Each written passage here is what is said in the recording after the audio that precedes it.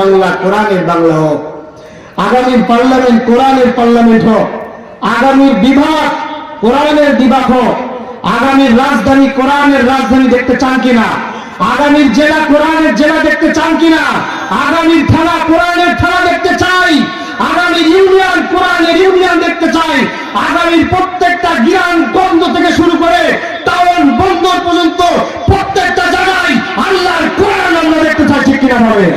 কোরআন ছাড়া পৃথিবীতে শান্তি কখনো আসে নাই, শান্তি আসতে পারে না, যেহেতু আল্লাহ রাসূল কোরআনকে প্রতিষ্ঠা করার জন্য তিনি তায়েফের ময়দানে রক্ত ঝরিয়েছেন, তিনি উহুদের ময়দানে দণ্ডান শহীদ হয়েছে, অসংখ্য সাহাবায়ে কেরাম জীবন দিয়েছে। সুতরাং কোরআনের জন্য যারা মারা যায় তারা মরে না, তাদের রিজিকের ব্যবস্থা যিনি করে থাকেন তিনি কে? আল্লাহ বলছে তোমরা দেখছো তারা মরে গিয়েছে, কিন্তু আমি আল্লাহ দেখছি তারা মরে নাই, তারা জীবিত। আমি আল্লাহ তাদের কবরে রিজিকের ব্যবস্থা করে থাকি।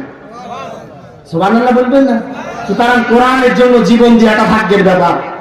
নাস্তিকরা কোরআনের জন্য জীবন দিতে পারে না, খ্রিস্টানরা কোরআনের জন্য জীবন দিতে পারে না, হিন্দুরা কোরআনের জন্য জীবন দিতে পারে না, যারা নামধারী মুসলিম কোরআন পছন্দ করে না তারা কোরআনের জন্য জীবন দিতে পারে না। কোরআনের জন্য জীবন দিতে হিম্মত লাগে। কি লাগে? হিম্মত লাগে। কোন নাস্তিকরা সেই হিম্মত পায় না। আল্লাহ পাক আমাদের অন্তরে কোরআনের নূর দিয়ে আলোকিত করুক বলে আমিন। আমরা কোরআনের জন্য জীবন দিতে চাই।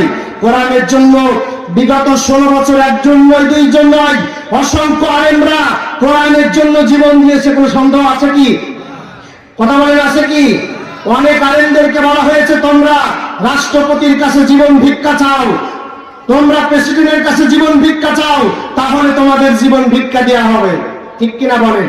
কোন কোরআনের মুফাসসির, কোন কোরআনের পাখি কি কোন রাষ্ট্রপতির কাছে জীবন ভিক্ষা চেয়েছে? আরো আসতে বলেন, চেয়েছে?